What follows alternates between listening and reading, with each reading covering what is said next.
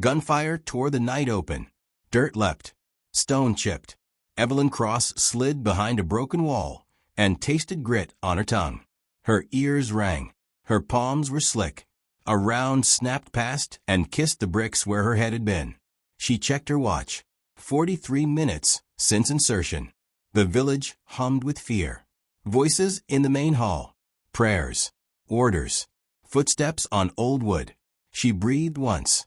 Slow. She moved. Her boots found the mud like they had eyes. She felt the ground speak through the leather. Left. Right. Pause. She aimed through a shattered window. One trainer in a doorway. Two at a table. One by the stairs, hand on a switch that could end a wing full of children. The first shot was a whisper. The second was a breath. The third was a blink. No alarms. No screams. Only the soft thump of bodies deciding to rest. Evelyn slipped inside. The hall smelled like smoke and cumin and cold iron. She signed with 2 fingers. The nurse she had vetted blinked twice. Good. The aid workers were where she had put them. Safe room. Barred door. Children on mats. Blankets tight. Tiny hands clinging to stuffed animals that had lost most of their fur. A radio crackled. She felt her heartbeat flatten to a steady drum. Boots approached. She tucked in behind a pillar, felt the splinters bite her cheek, and waited. The guard crossed her line of fire. 1 step. 2. Gone. Who survives? Who makes it to morning? What comes next? She pulled a cable from her belt and looped it over a beam. The explosive sat exactly where her map had predicted the load would settle.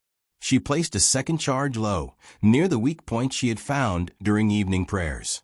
She whispered names she did not know for the people who would walk out alive if she did this clean. Another trainer entered. He turned toward the safe room. He never reached it. Evelyn ended the network here. Quietly. Precisely. 17 targets. No panic. No stray noise. The wing with the children did not so much as tremble. Silence fell like snow. The wind moved through the broken window and carried the smell of rain. She should have felt triumph. She felt only weight. A bell clanged in her memory. Not from this night. From another life. The fluorescent hum of Fort Ashridge crawled over the ringing in her ears. The armory lights were harsh and white. Rows of rifles glowed dull and patient. Evelyn's hands moved through metal with the calm of muscle memory. Springs. Pins. Clean oil. Cold steel. General Robert Hale stopped at the edge of her bench. His boots clicked on concrete. His eyes were the color of distant storm water. He held a folder that looked ordinary until you saw the red stamps. He opened it. He turned a page. His face changed. Specialist Cross. She kept working. General. Your test scores are flawless.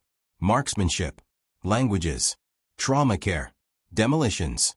For a maintenance post, you read like a team of 10. She clicked a firing pin into place. I like machines. They tell the truth. He turned another page. Stillness wrapped the room. Your missions. Blacked out. His voice thinned. Operational statistics. Redacted. Even the kill column. He looked up. The general had 3 decades of war on his shoulders.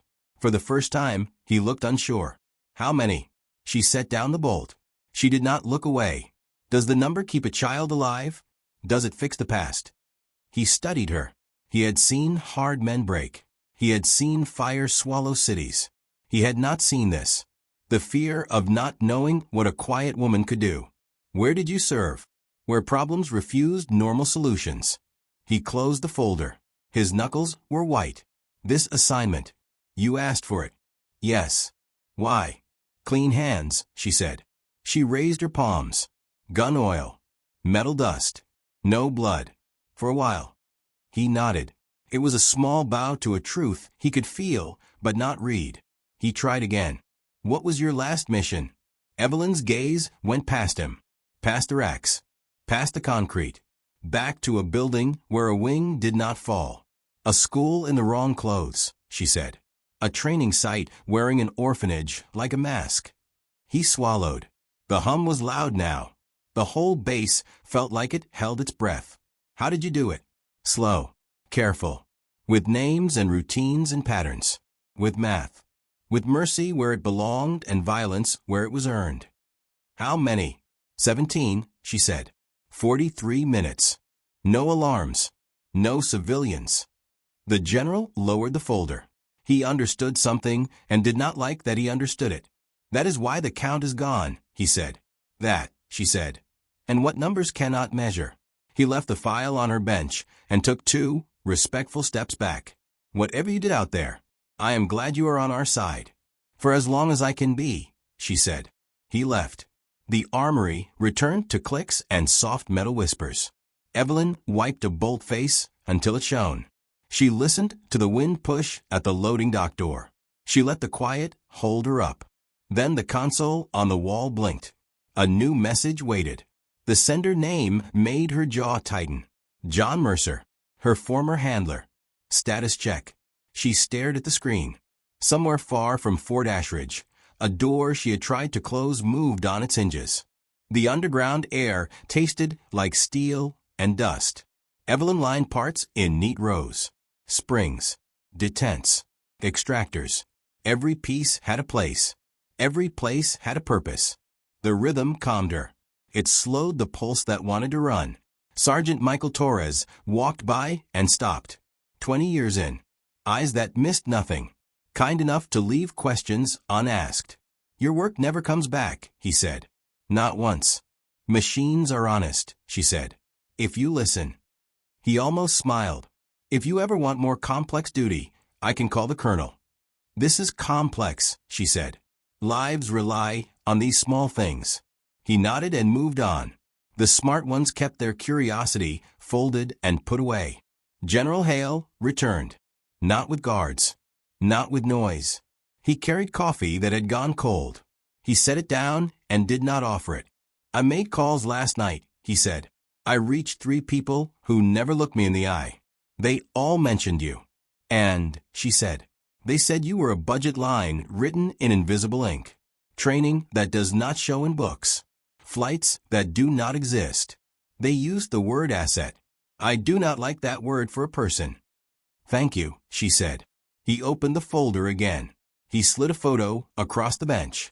Long lens. A rooftop. A woman prone with a rifle. Heat haze above a city. This you. It was, she said. What happened here? A school bus kept its wheels on the road, she said. Because a truck did not. He absorbed that. He looked smaller, not weaker. Smaller, like a man aware of cliffs beyond his map. I also spoke to someone at the Pentagon who never calls back. He asked me a question. Would I release you if nation, not base, required it? And what did you say? I said yes, he said. If you said yes first. The hum grew louder. Somewhere a doorway opened. She felt wind she could not feel. General, she said. There is a reason you cannot read the count. I gathered as much. It is not only clearance, she said. After a time, a tally lies. You remove a name and a dozen plans die with it. You stop a hand and children sleep. How do you count the absence of disaster? How do you add the attack that never happened? He stared at the concrete between them. He nodded once. Slow. You cannot. No, she said. You can only try to be worthy of the weight. The console blinked again. Mercer's message remained short. It always was. Hope the armory helps. Your expertise may be needed. Not immediate. Prepare. She deleted it. She knew that did not matter. The message had already reached the part of her that never slept. Night came. The base smelled like wet earth after a brief rain. Evelyn walked to her quarters across the parade ground. Formation calls echoed and faded. She kept her hands in her pockets to stop their shaking. Her room was clean and bare. A bed, a desk, a chair, a plant that tried. She opened a small laptop and typed into a private file. The words looked strange, like they belonged to someone else. Today someone asked about the number. He thought the number might explain the choices. Numbers do not show faces. Numbers do not show the hour before the shot when doubt asks for proof. She stopped. Silence moved in and sat with her. Her phone lit up. Emma texted from the West Coast. Thinking of you. Are you okay?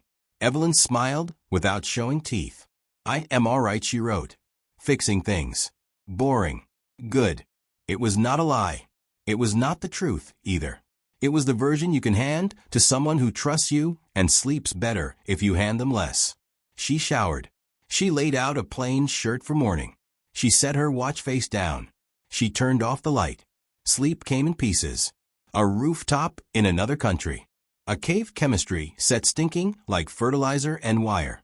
Fingers reaching for a dead man switch. Her finger faster. The quiet after. Always the quiet after. She woke before dawn. She always did. Years of habit do not let go because you beg them. She laced her boots and returned to the armory before the clocks said it was time. The first rifle of the day had a rough trigger. She felt it in the click. She replaced the spring and noted the change in the log. Calm work. Clear result. A small rescue no one would ever sing about. 2 hours later, General Hale stood in the doorway again. He did not posture. He looked like a man who had chosen a path that would put him on fewer Christmas lists. I spoke to people with maps you will never see, he said. They have a problem. Arms moving across borders like water. Not small stuff. Things that bring down planes. Things that empty city blocks. Law says wait. Time says do not. She did not stop working. She heard every word. What do you need? She said. Someone who does not freeze when the plan burns, he said. Someone who does not need a leash to be good. He waited. He did not fill the space with pitch. He let the silence judge him. Evelyn set down her tools and met his eyes. If this is real, it will take time. It will take freedom. It will take intelligence you have not shown me. I will not be a name to take pictures with. I will be a solution you do not oversee in real time.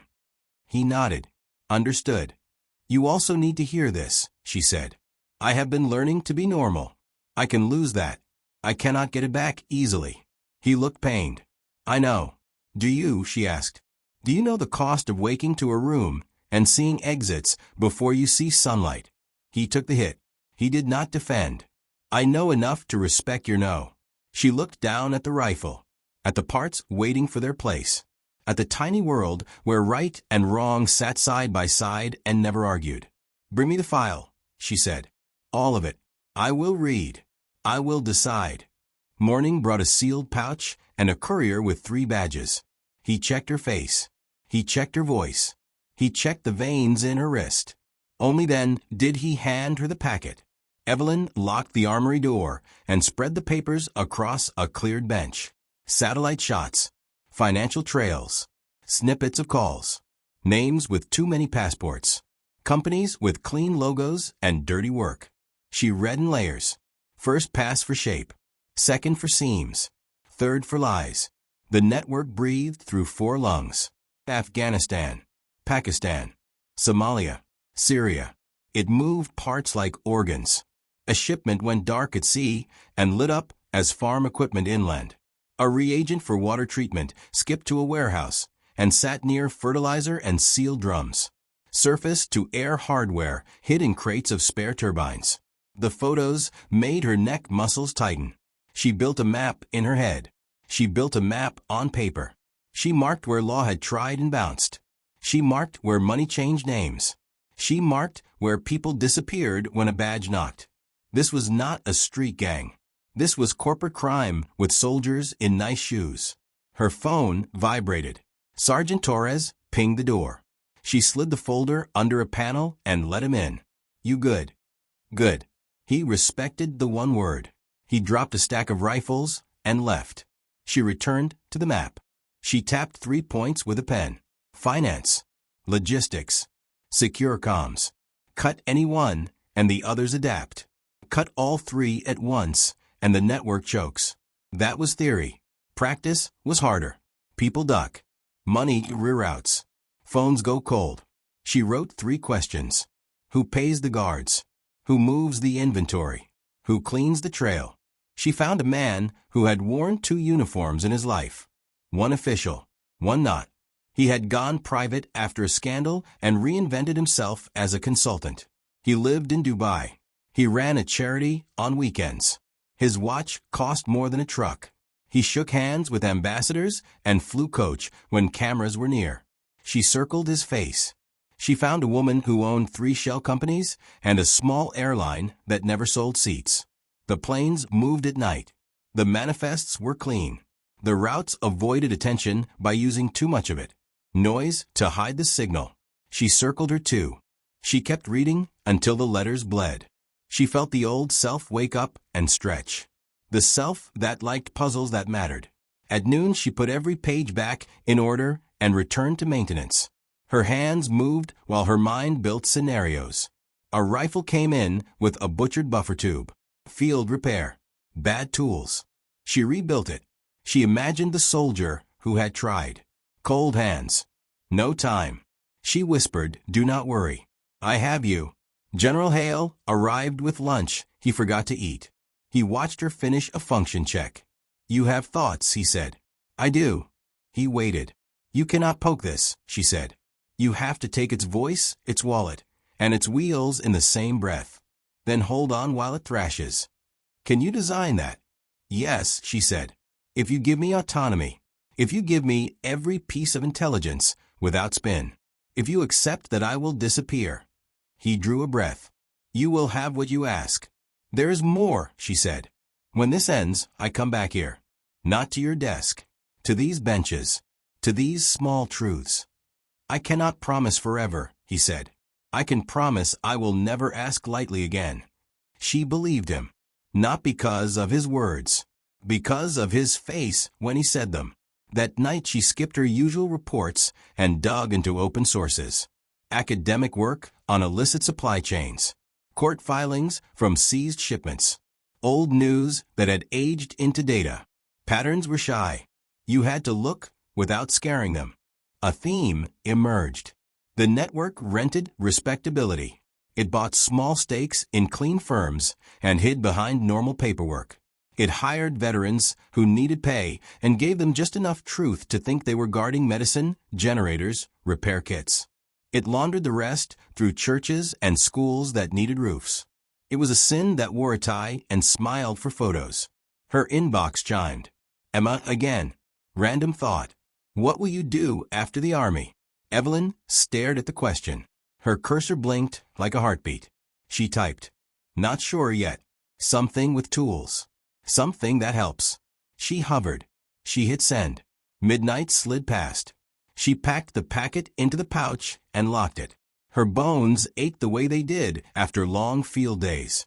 Preparation hurt like recovery. It meant she was awake again. 2 days later, her answer to General Hale was simple. Yes. Preparation began. Before sunrise, she ran the obstacle course until her lungs burned clean. She shot at distances that made air feel heavy. She practiced clearing rooms alone. She drew knives and holstered them invisible. She stretched the old scars until they stopped complaining. The armory shift still started on time. She kept her numbers high. 23 rifles, one day. 17 on another after parts held up others. Logs neat. Bores mirror bright. Sergeant Torres watched her without watching. Special testing, huh? That is what the paper says. I will miss the quiet when you are gone. Me too, she said. Will you miss her quiet when it is replaced by the sound of choices? 3 weeks later, orders arrived under a blank header. Temporary duty. Classified location. The cover story said weapons testing. It held enough truth to be polite. Evelyn stood alone in the armory for a minute before her last shift. The room felt like a chapel. Tools in their trays. Parts lined up. Racks full and straight. She touched the bench with 2 fingers. Thank you. She worked like any other day. Inspect. Clean. Replace. Record. Return. She moved through 25 rifles and made each one worthy of trust. Small rescues deserved respect. Sergeant Torres stopped at noon. He leaned on the doorframe like a man who had seen many people leave and a few come back different. They say testing, he said. I say they are lying to me with kindness. She met his eyes. I will do what I can so others do not have to. He grunted. That is what I figured.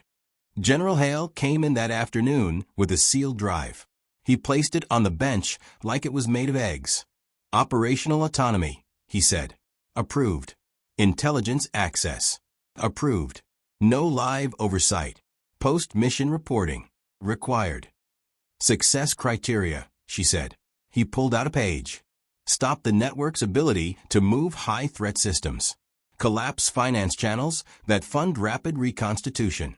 Identify and disrupt secure communication. Acceptable risk for property. Minimal risk to civilians. Do not trigger diplomatic incidents. If you must, make them survivable. Timeline. Fast, he said, but not reckless. She nodded. I will need a quiet team for 2 pieces. Not shooters. Hands. Keys. Wires. You will have them. Names you can choose. She looked around the armory. The fluorescent lights hummed. The air was cold and even. She let a real pause sit in the room. I want to come back. He did not try to promise. He simply said, I will try to make that true. She packed a small bag. She took nothing sentimental. She had learned that lesson the hard way in another country with ice on the windows and a phone that did not ring. Back in her room, she wrote Emma. I will be offline for a bit. Training trip. Stay safe. Eat something green. Emma replied with a picture of a hospital break room salad. A bad one. Evelyn laughed once. It felt strange and good. That night she walked the base in circles. She listened to footsteps echo in empty halls. She felt her hands steady. She could almost hear the old switch flip. The one that turned her into the version of herself that made impossible things simple. She opened the sealed drive and studied the comms layer. The network used mesh relays on moving platforms. Trucks. Ferry boats. Charter flights that hopped borders at dawn. Keys change on time, not event. That was a mistake.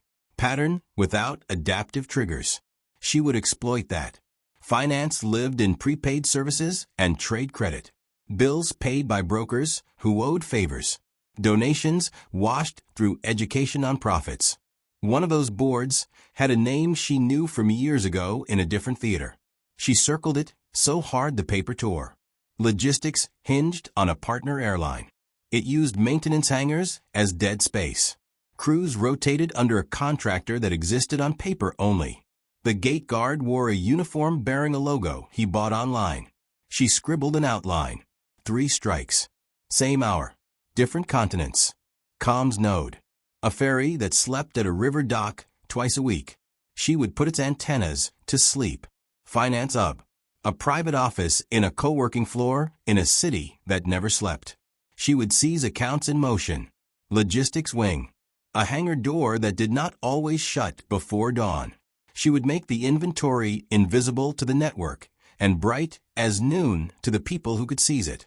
The risk board in her head filled up. Civilian density high at the office. She would go at night. Ferry crew minimal. Hangar staff light before first shift. Local partners needed. She wrote 2 names from a list of people who owed her more than a thank you. She shut her eyes and listened. The armory hum dimmed. A memory took its place. A kid in a blue sweater asking for water after an op. He had no idea how close his world had come to ending that night. He only wanted a drink. She had given him 2. He had smiled with all his teeth. That was the point. Not numbers. Not lines in a file. She opened her eyes. At dusk, Sergeant Torres handed her a last stack of paperwork to sign. For whoever comes after you, he said, they will do fine. They will not be you. She cleaned her bench. She locked her drawers. She ran a rag over the metal lip until it squeaked. Her phone buzzed. Mercer again. You leave tomorrow. Wheels up 05. She typed back. Understood. She stared at the wall until the clock said too late, and then some. She slept a little. She dreamed of doors. In the morning, she crossed the parade ground with 1 bag. The air was sharp. Soldiers ran in formation and sang. She felt both far away and exactly where she belonged. General Hale waited by an unmarked SUV. He did not offer a speech. He offered his hand. "Come home," he said. "I will try," she said. Do you think she should have said yes? The plane's interior was bare and loud. Metal ribs. Loose straps. No markings. Evelyn strapped in and let the engines press her back. She watched the runway fall away. She watched the base shrink to a square. The armory became a dot. The dot became memory. She landed in a place with no welcome sign. A secure room waited. 2 people were already inside. A slim tech with nervous hands. A calm locksmith with eyes like old walnut. Evelyn nodded at them. "You are my hands." The tech lifted a case. Comms and capture. The locksmith patted a pouch. Quiet entries. She spread the plan on the table. She spoke in short lines. 3 targets. Same hour. No chatter between. We hit. We vanish. We let law clean. She pointed to the ferry on a map. Node 1. Antennas and power. We swap firmware and log traffic for 12 hours before. We make a storm on the spectrum and then silence. The tech grinned despite himself. Doable. She pointed to a high rise. Node 2. Finance office. We enter under cleaning badges. We image drives. We pull session tokens when the system thinks no one is watching. We trigger automated reports to partners who do not like being used. The locksmith nodded. I will get you inside. I will get you out. She pointed to the airfield. Node 3. Hangar. We ghost the inventory. We beacon the crates to customs teams. We leave a trail so public it makes the evening news without saying what it is. No one spoke for a moment. The plan felt like a held breath. Questions, she asked. The tech raised a hand. What if one goes loud early? We keep our hour, she said. Chaos helps if we are not in it. The locksmith asked, what do you do when it is done? She did not answer. They rehearsed movements in a mock-up. They ran until their steps matched without words. They ate food that tasted like cardboard and salt. They slept in shifts. They watched the clock. Mercer joined by secure screen. His voice was flat as always. You have 14 days to set. You have 1 hour to strike. You have exfil paths for each country. Civilians, she said. Protected, he said. We chose sites for that reason. He looked at her for a long second. His mask slipped a hair. I know what this costs you, he said. She did not reply. Some things do not get lighter if you talk around them. The first dry run on the river went wrong in 3 small ways. The tech dropped a bit. A guard's radio checked in early. A dog barked at the wrong time. They adjusted. They came back the next night and moved like water. At the office tower, the night manager flirted with the locksmith, while Evelyn slid past cameras on a loop that would fool anyone not looking too hard. She sat in a chair that still held the heat of the last occupant. She pulled accounts apart like thread. Numbers poured into a file that would bankrupt 4 people and frighten 10 more. At the hangar, a janitor stepped out of a closet and saw too much. He stared. He blinked. Evelyn lifted a finger to her lips. He nodded once. He held the door without being asked. When she left, an envelope with cash was taped under his mop sink with a note that said, buy your kid shoes. The hour approached. On the river, the ferry's cabin light buzzed. On the tower's 32nd floor, a vacuum hummed. At the airfield, a forklift beeped in reverse. Evelyn checked her watch. Her pulse slowed. The world sharpened. Her hands stopped trying to shake. They remembered who they were when it mattered. Now, she said. The text code slipped into the ferry's brain and sang it to sleep. The antennas went blind. The memory filled with the last 12 hours of secret talk. A false storm hissed across the band. Then quiet. In the office, the locksmith turned a handle with his wrist, and not his palm, to keep from leaving oil. The door eased. Evelyn sat. She pulled the tokens like teeth. An automated alert she had planted earlier pinged 5 regulators, and a task force with a subject line no one could ignore. At the hangar, her beacon latched onto 3 crates and painted them on screens miles away. Customs trucks rolled without sirens. The forklift driver looked up and saw nothing. It worked. It all worked. until it did not. The ferry's captain, bored and stubborn, flipped a manual breaker no one had touched in years. A backup system spun alive on an old antenna no one had mapped. A packet escaped and hit an ear that did not sleep. The network twitched. A phone lit up in a car near the airfield. A message went out in a narrow band. Move now. Evelyn saw it on her console. A line that should not exist. A whisper that should not speak. She felt it like a cold finger on her neck. Abort exfil east, she said. Use west route. She ran. The locksmith ran. The tech ran with the case against his chest like a baby. Outside the hangar, a door opened. A man stepped out and looked at her and did not see a cleaner. He reached for his waist. Evelyn saw the angle. She saw the distance. She saw the backdrop. A wall. No one behind it. She moved. 2 steps. 1 strike. The man fell without a sound. Her ears rang again. The old ringing. The one from rooftops and caves. It did not care that she had tried to be someone else. They cleared the gate. They did not look back. Sirens sounded far away. The city kept moving like nothing had happened. On the river, patrol boats turned their lights on. On the tower floor, security knocked on a door that held. In the airfield lot, a camera blinked and missed a face by a fraction.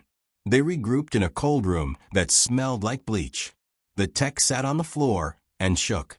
The locksmith cleaned a tool and did not look up. Evelyn stood still and listened to the hum of the refrigerator. It sounded like the armory. It made her chest hurt. Mercer's face appeared on the screen. You got it, he said. All 3. Law is inside the hangar. The office is locked down. The ferry is quiet. You did it. She did not smile. They had a backup. I see that, he said. We will find it. General Hale's voice came from a second line. Softer. Warmer. Come home. She closed her eyes. Then a new alert flashed across her screen. A live feed from an airport a continent away. A cargo door rising. A familiar crate rolling toward a truck she had not known existed. She felt the floor tilt. The network had a 4th lung. Should she go after it now, or save her team and risk the crate getting away? What would you choose, and why?